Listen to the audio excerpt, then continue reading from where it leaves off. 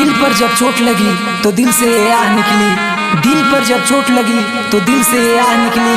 हम जिनको पूछते रहे वही बेवफा निकली, वही बेवफा निकली। अमन अमन अमन कुशीनगर कुशीनगर कुशीनगर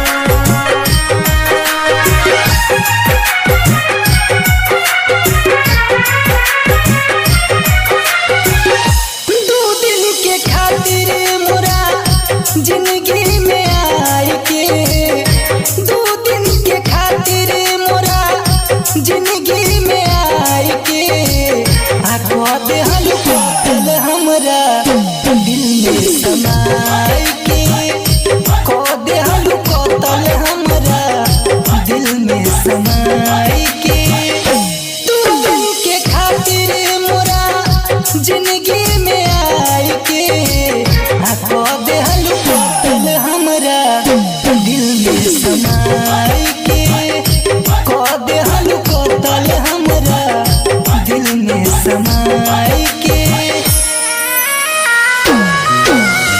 अमन अमन अमन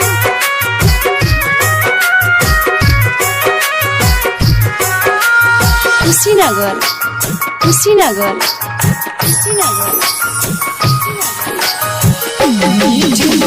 बतिया में हमके भोरैलू प्यार करे के तो तू ही सिखैलू हो मीठी मीठी बतिया में हमके भोरैलू प्यार करे के तो तू ही सिखैलू।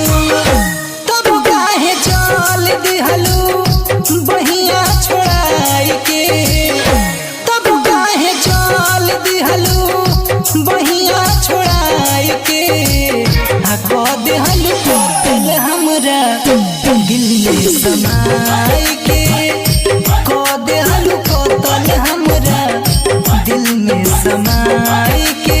अमन अमन अमन कुशीनगर कुशीनगर कुशीनगर रिकॉर्डिंग बाय उपेंद्र कुमार। हम नहीं जननी ऐसन होई नतीजा जियते उपेंद्र के काढ़ाई करे जा हो हम नहीं जननी ऐसन होई नतीजा जियते विनोद के का